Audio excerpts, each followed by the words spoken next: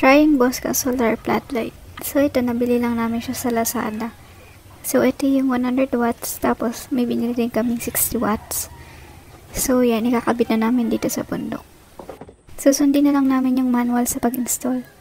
So, ayan, nakabit na namin yung 100 watts, tapos ito, kinakabit na lang namin yung 60 watts. So, nilagay namin sa may puno na lang, then naglagay na lang kami ng coco lumber, tapos hindi na namin nagamit yung tornilyo niya kasi iba yung pagkakabitan namin, hindi siya concrete. So, ito yung itsura niya. Nalagay na siya. Sobrang dilim kasi dito paggabi, so kailangan talaga namin lagyan siya ng ilaw. So, dito, nakabit na namin yung solar panel na rin dun sa may bubong.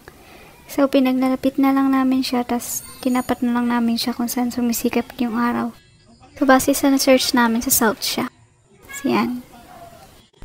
Medyo bitin nga yung wire niya, kaya dyan na lang muna namin nilagay, at least nakatapat siya dun sa dapat namin paglagyan. So, ganito namin siya na-set up. And ito na yung lakas ng ilaw niya sa gabi. So, nakaset siya ng full brightness. And itong picture na to, same talaga siya nung itsura niya kung ano yung sa personal. Ito yung itsura niya pag malayo.